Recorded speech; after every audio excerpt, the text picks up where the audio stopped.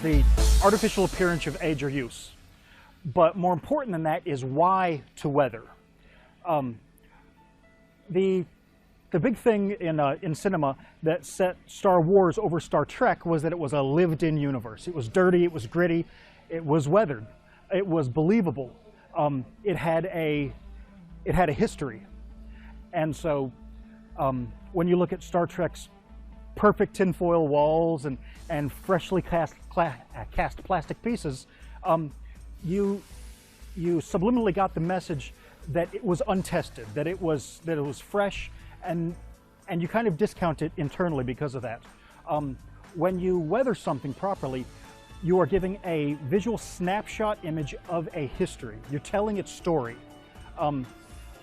Specifically with droids in the Star Wars universe, you've got two sets of droids. You've got Astromechs and Agromechs. Don't go aggro on me.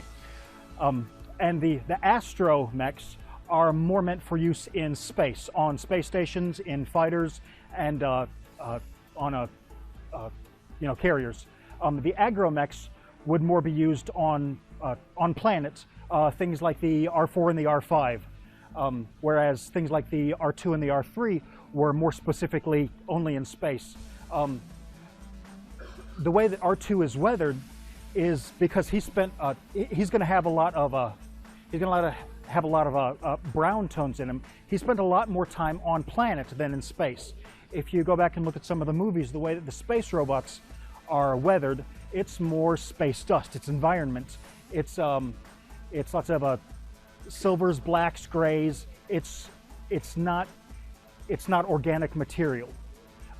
You'd find colors like this on farms or ground. In space, you're gonna have more blacks and stuff. In swamps or in forests, you're gonna have even more peat. So you're gonna introduce some greens or even some blacks to where that stuff is built up. We're gonna weather this as R2D2. And the three colors we're going to use are raw umber, raw sienna, and burnt sienna. And those are all three shades of brown, but they have different, there's a bit more black in umbers and a bit more reds in siennas. And they're going to build up rather nicely. The tools you need, of course, is paint, these colors, acrylic paint. You don't want to use oils because you're not going to be able to work with them.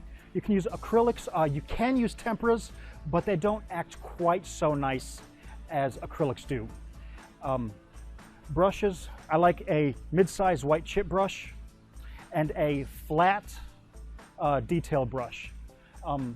There are different methods for specifying very specific certain small details and effects, but as far as an overall weathering a droid, we're going to use two kinds of techniques. The first is called a wash, and the other is called a dry brush. And they are pretty much exactly what they sound like. I'm going to start with the back so that you guys don't freak out when I do this. And we're going to grab some of this. And we're going to start with raw sienna.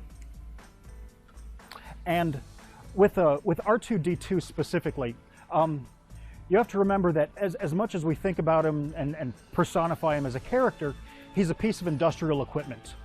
He was a tractor. He was every bit as useful and as useless as those. So he's going to build up grime in a way that a person or even a soldier wouldn't, that's taking care of their own armor or personnel.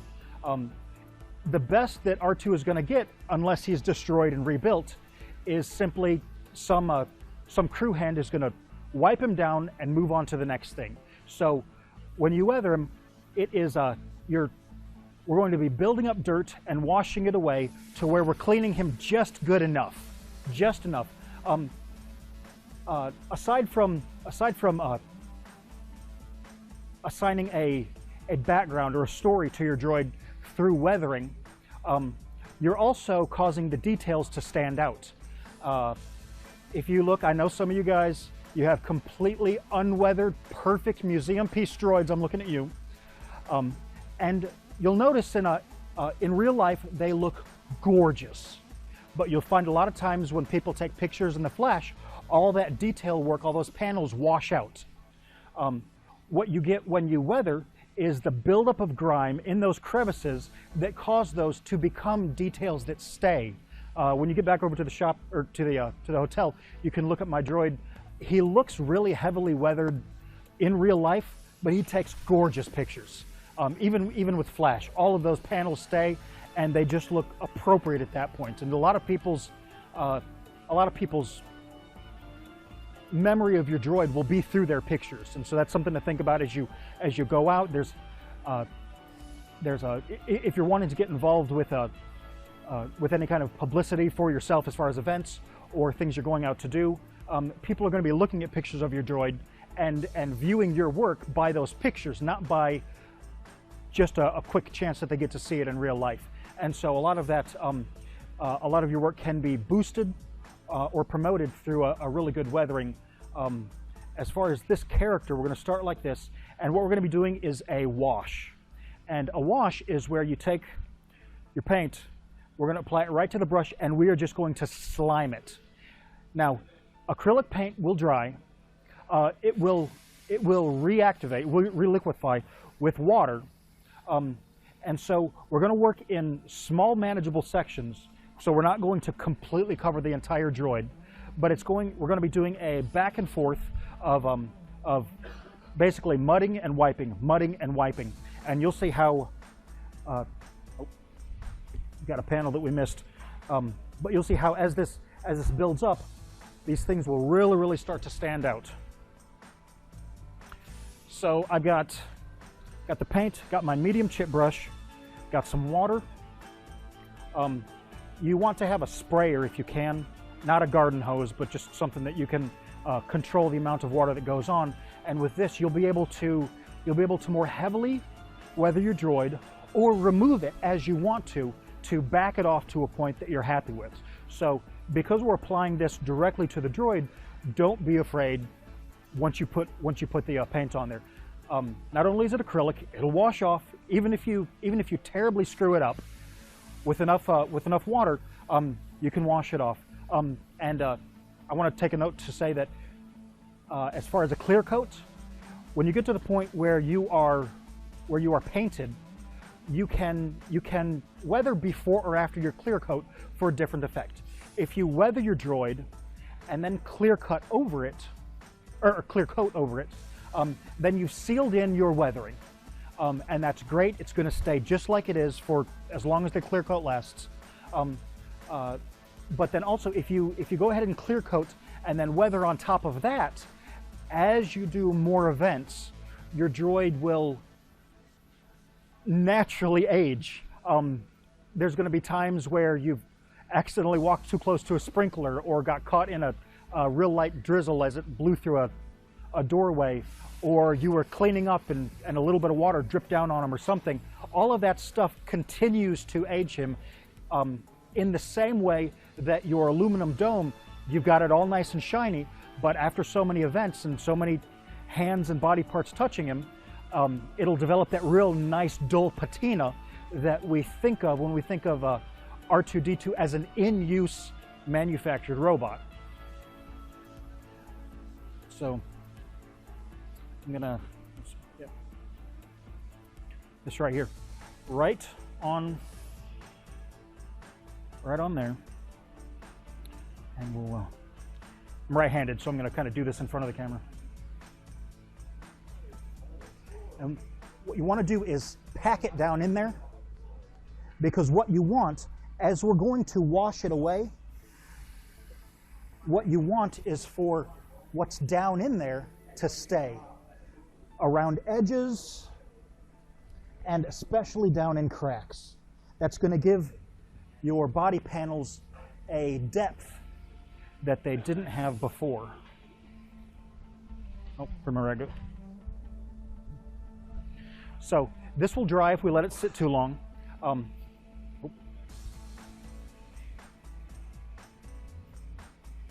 we go. So I'm going to mist it like this, just a little bit, and I'm going to wipe it down. And remember, I'm going to do a little role playing as I wipe it down. R2 just came back from God knows what, and you are right now just a crew member. You've just been assigned to take a rag and go wipe that thing off and get back to your next thing. And so you don't want to be meticulous.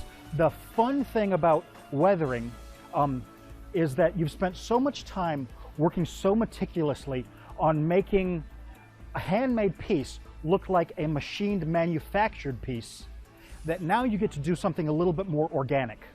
And so there's a lot of natural buildup. So when you weather and then when you come back and you wipe, as I sprayed it and we're going to wipe it down, that's the wash. We don't want to come back and really finely define all those things. We just want to wipe. Oh, and there they go.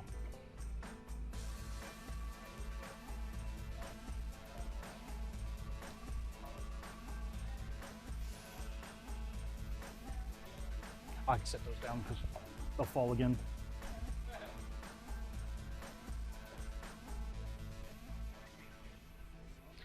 Now remember, the R2 in the movies was a lot more yellowy, that kind of pukey color, because that showed up as a nice white on screen.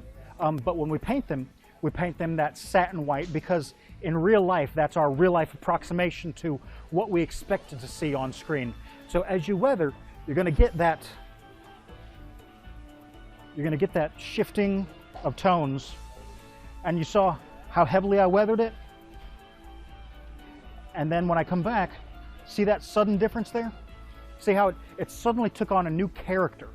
And that's something that, yeah, you're assigning mentally, but that comes from experience, life, in the same way that we anthropomorphize the robot with human qualities.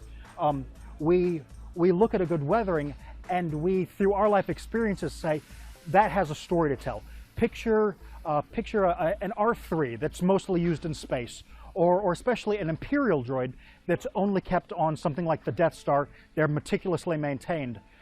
They're not going to have weathering with this kind of natural palette.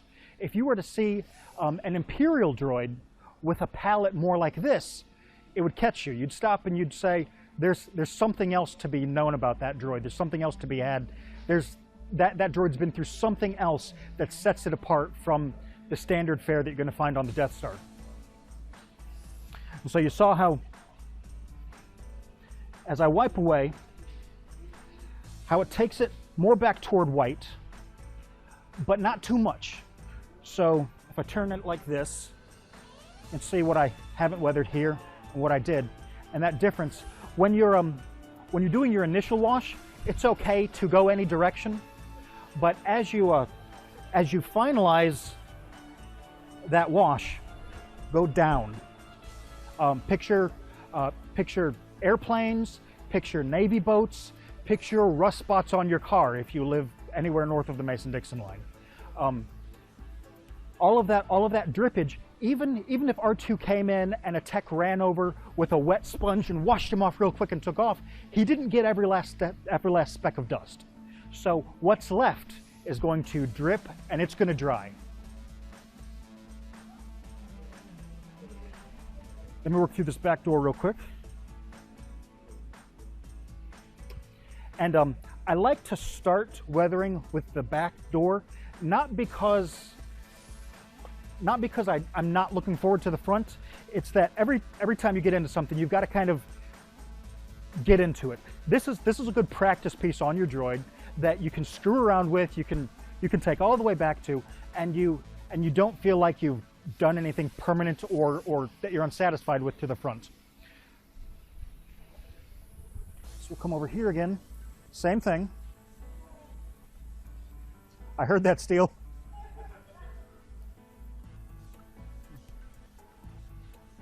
Again, I'm packing that color, that grit and grime and gathered dirt down into those cracks, those seams, and also around these recessed hinges, or these recessed panels. You don't want to forget those because they will stand out like a sore thumb. They will be a white halo around your nice weathering that will be totally obvious. And as humans, we like to see patterns, and when we see a break in that pattern, it's going to totally ruin your effect, the effect of the viewer. Instead of him being something natural, it's then becomes something artificial.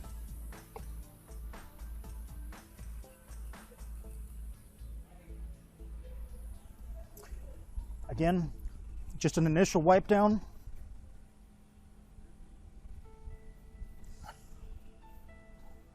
I should say a note about protection.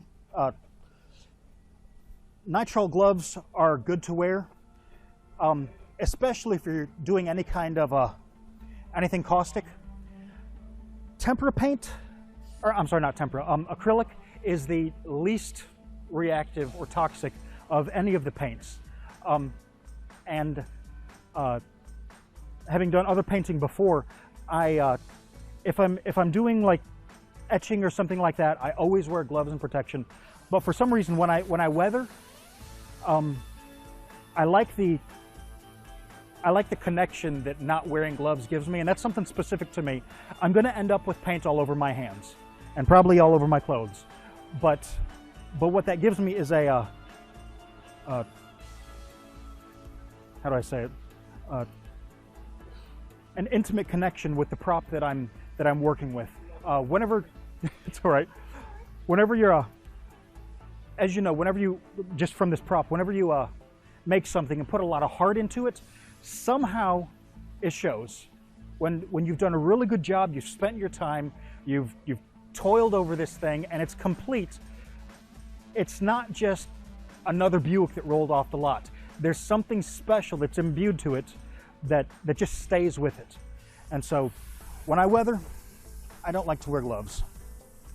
Again, I did that initial wash, and now I'm wiping downward. Now, if I don't like this much, and this is going to show up real light on a camera. In real life, this is more appropriate Tatooine. If you want to back up off of that even, again with the acrylic, just spray it down. And just take off a bit more. Let me say that when you're doing your body painting, that can affect your paint job. If you're painting when the humidity is high, your paint job on your body will develop a lot of little dimples and divots in it. And then when you go to weather, the same way that this is staying in here, it's going to stay in there. And so you want to be mindful of that when you do your body paint job, because the quality of that paint job will be affecting your weathering as well.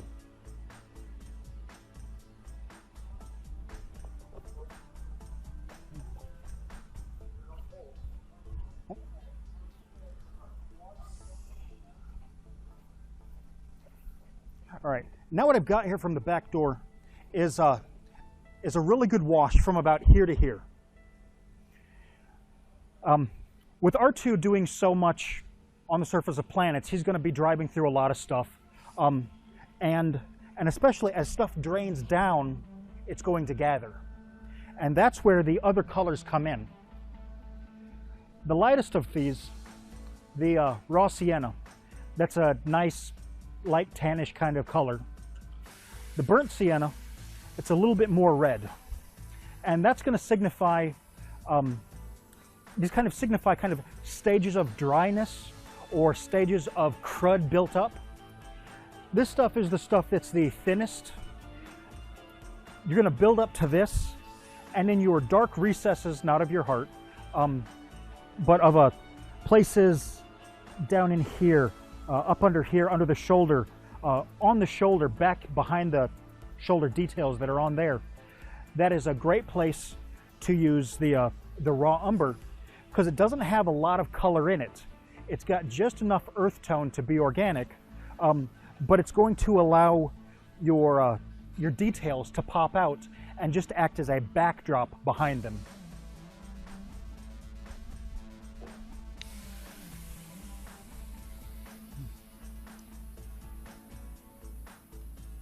I'm not going to wash the brush out. That constant building is just going to wipe away and build and build and build. Mostly what's going to be left is the glob that I put on there, but anything of the 3 colors that's left on there is inconsequential.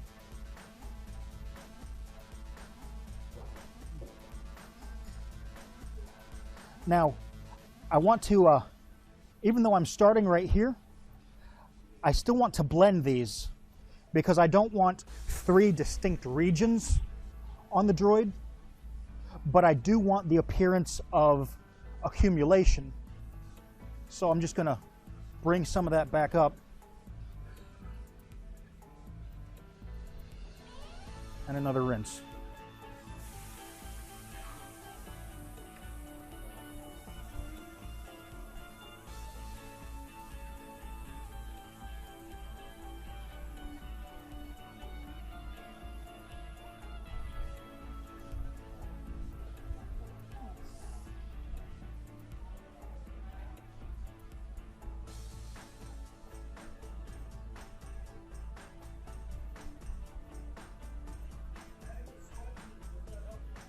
It's a DNA wash.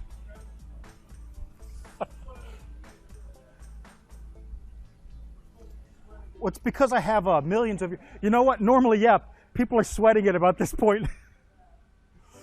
Some of us have been driving droids for years and never gotten here. No, I'm serious. There's no shame in it. It is, especially with R2-D2, there are so many instances where he was clean or dirty or rebuilt or just completely filled with crap that you can pick any scene or film and say, I did my droid from that scene or that scene or that scene.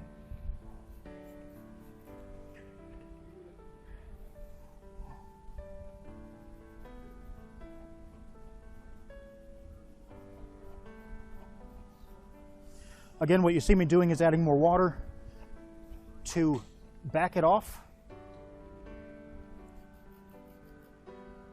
The acrylic will be removed by the water and the scrubbing.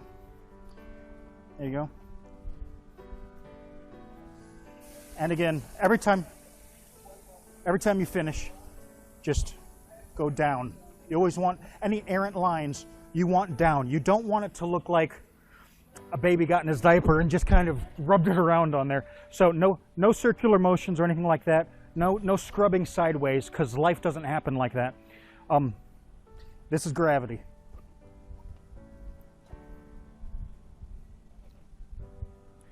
At this point, I'm going to move down to the raw umber. And this is going to be your most sparing color, because it's only going to be where the most has happened, the most has accumulated.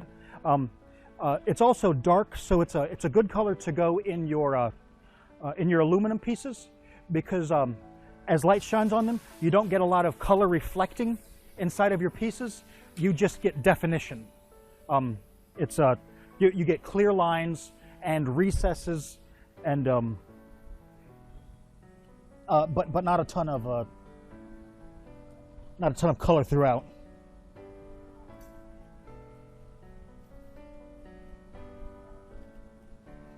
So I hope you can already see how that's so much more brown. I'll stop right there with that.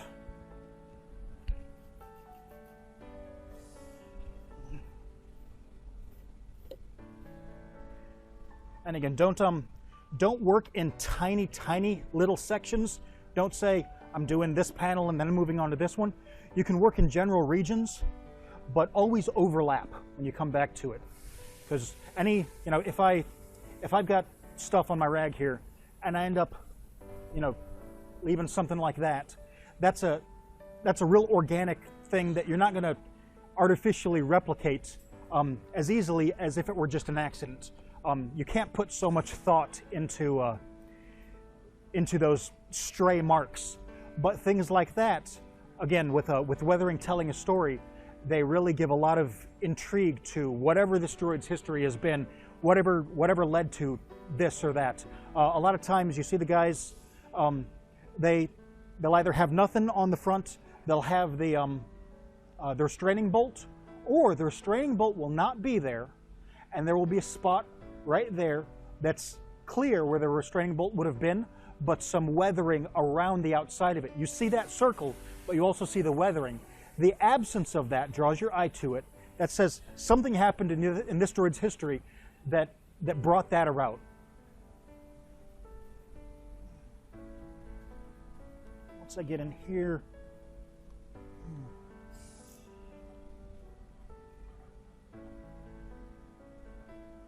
there we go. If you can see in that coin return, see all in here now? You just get a lot of really good definition to those lines and those corners. And when you take, especially your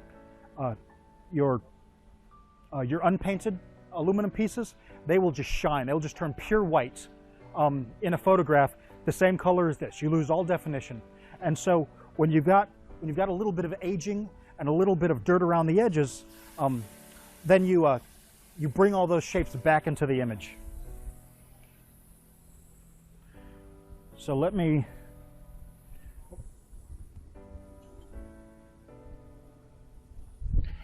all right.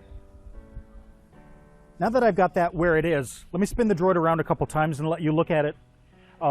The unfinished front and the aged back, and just kind of get an idea of where it's going, and let your mind kind of assign what it will to the aging and the dirt and the accumulation.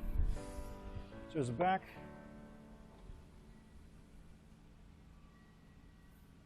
Now get a good look.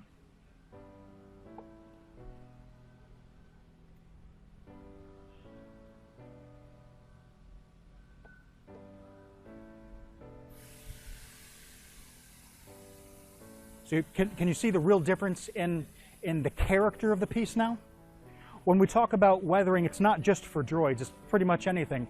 If you look at Luke's land speeder, it had that big dent in the front. Obviously it didn't come from the factory like that, but it gets you thinking, what did he hit? I mean, was he running from sand people? Did he back end a sand crawler? Was he just fooling around? Was he drunk on spice? I have no idea, but that has a story to tell. If you look at science fiction guns or fantasy swords, if you see all those little points of wear, all those dings and scratches, and where the paint's been rubbed off, and sometimes just slashed or cut or paint chipping. It's got a history. It's got something that it's done in the past. If Conan walks out and he's got just this pure, pristine, clean sword, you take it less seriously. It's untested. It's not been through any kind of life, and so it doesn't bring anything to the table. And that's why immediately in those scenes in Tatooine in the movies, you're connected with it, because that was at some point every one of our childhood, some sand pit that we found somewhere that we were digging in, and there's, or some dirt pile somewhere. We came home looking like those droids, and there's something that you internalize from a world that's lived in and that's weathered.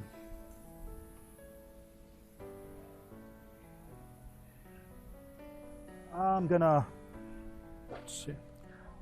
I'm going to leave that, and I'm going to move to, there's a piece of styrofoam in here, but I'm going to move to the leg.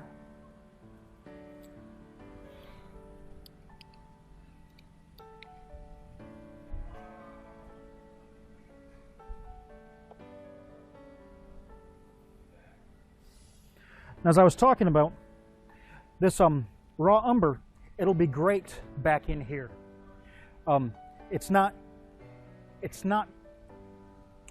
the darkest dirt is the dirt that doesn't have any more organicness to it. It's just dust. It's accumulation. It's not like red Georgia clay.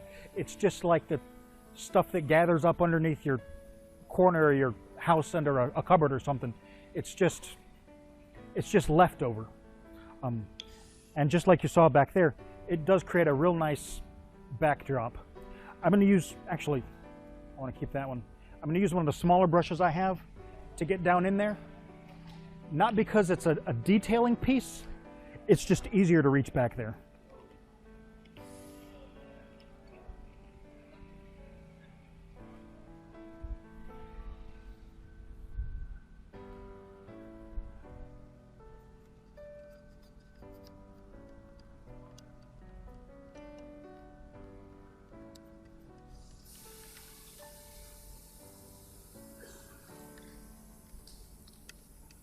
Making sure when you weather to get into these hard to reach places, just to leave paint is important, because that's the place where if he was dunked or soaked or splashed, or just a dust storm blew through, those are the places where it is going to be left. If you've got real nice weathering all over here, but back in there it's pure white, it's obvious that you skipped something, that you missed it. So I'm getting back there with this, but I'm not going over the outside of that, because I'm going to do that with a little bit more of the colorful stuff. This is just the leftover dirt.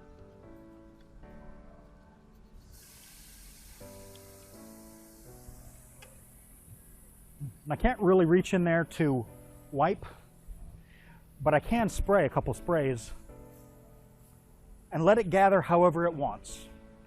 Because that, again, that organic element of just nature having its way with the machine says that it's been around, that it's had some time out in the open, and that it's seen some stuff in its lifetime.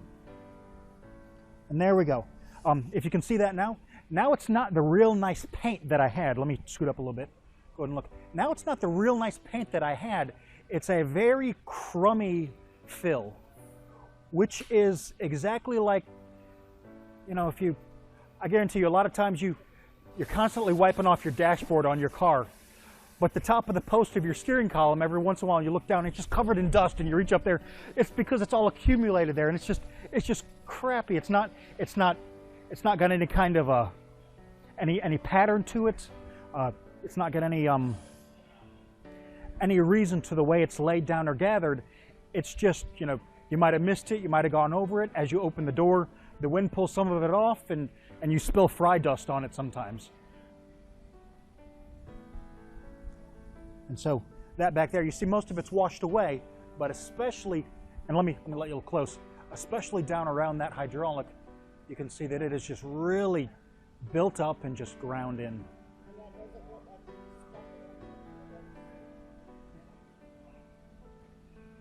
So let me show my at-home audience.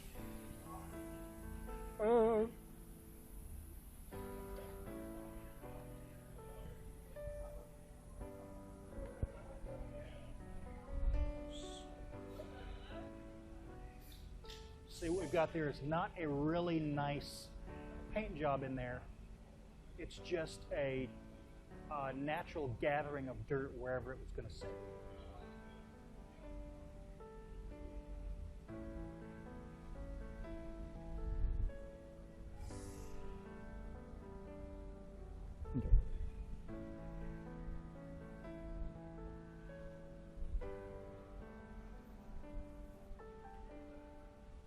All right, same thing. I lost my paintbrush. There it is. I'm going to do the same thing real quick behind these buttons, and I'm also going to do this in the little holes in the buttons. Every little crack and detail is important when you're weathering. Even your dome. It'll naturally age as people come up and hug it and kiss it and slap it, and you Clorox it every 5 events, hopefully, because sometimes people come up and like girls want to kiss. I'm like, no, don't put your lips on that. Don't. So, but you'll weathering your dome. The little the little cracks around each of the dome panels, that's a great place to add some weathering. You don't have to make his dome all muddy or oily or anything. You don't even have to have that much left over on the dome itself. But just getting some dirt down in the cracks, it'll tie them together. So don't be afraid to do that.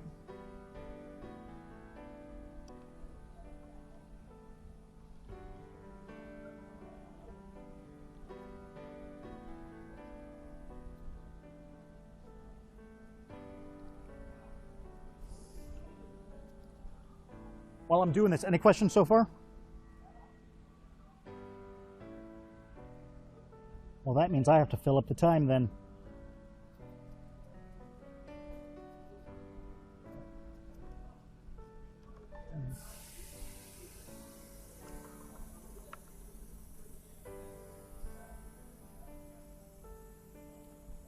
And what I'm doing here with the raw umber, I'm only doing it first on here because I've got a recess that I want it to stay in. For most of these open panels, I work from light to dark. Again, not in specific regions. Be sure to wash them all the way back and forth. But as you've applied them lower and lower and lower, they kind of stay and settle. So you get that gradual accumulation of dirt. With these, this represents an old accumulation, even though it's up high, simply because it's hard to reach. I'm going to give a couple sprays there, and I'm going to wipe it off of anything that is exposed, because see what that brings back out?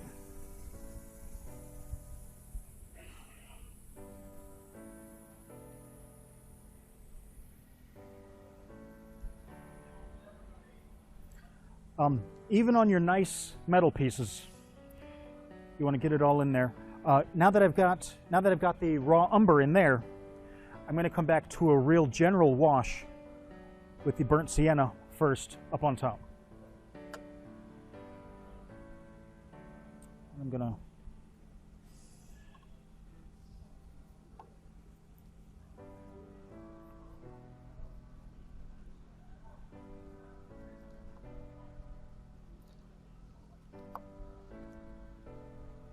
the shoulder hub has a lot of angles. Make sure that you get paint all down in there, because again, the universe doesn't miss anywhere. It's going to gather everywhere. And if you don't imitate that, it's going to be obvious that it's artificial dirt. And artificial dirt on a droid is okay. If you're putting it on your Jeep, you're a tool. I'm just putting that out there.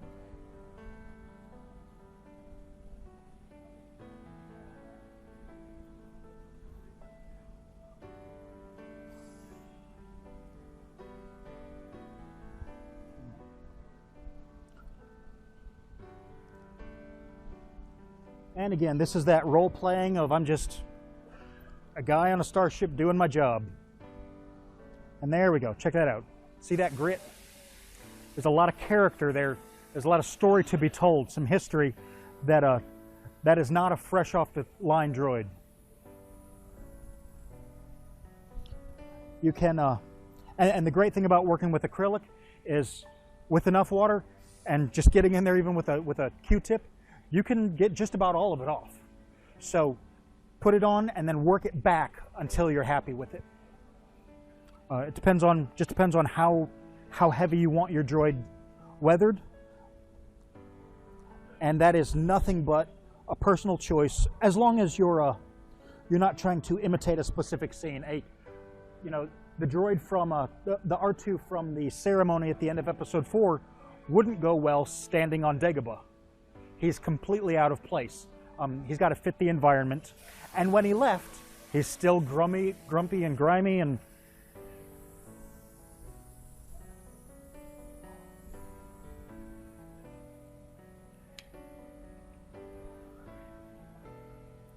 get a little bit more of the burnt sienna and just kind of work it around at the lower stages.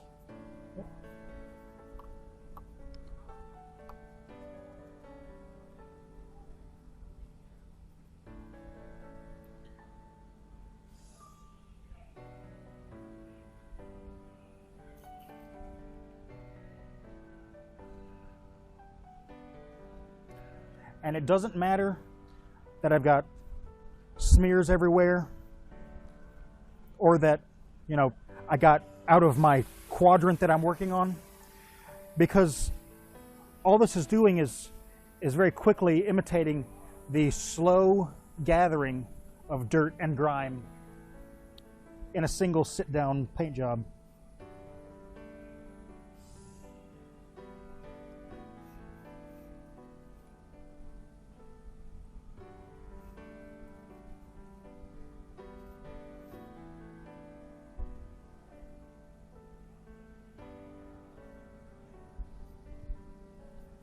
And there we go. Let me let you look at down in this crack versus that side. You can see that difference of texture.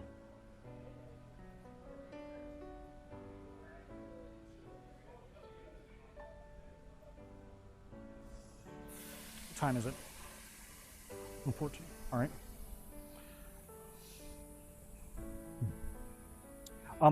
The other, real quick before I just get into some general weathering, the other technique, I just realized I forgot my silver paint out there.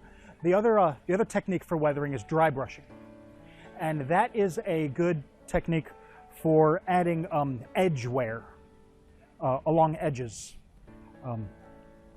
If you got pieces that aren't metal, that's okay, because getting some silver paint, you get just a little bit on there, and come over here and just wipe and wipe and wipe on something until it's almost gone. And then you come back and you just barely touch along it, and that's why you use that flat brush. No, we're not allowed to do that. We're going to start sanding, it's going to get loud. We didn't know how much. Right. Well, I'm pretty much done with talking about what I'm doing. I was just going to say, because of time, I was just going to really start in on it. So that's fine. You can turn everything back on. If they want to leave it running, that's fine. But I'm just going to. Well, you want to work closer to you, probably need to come closer. Oh yeah. Yeah. But I'm just going to like work fast through it, because at this point it's not real scientific. It's just splatter.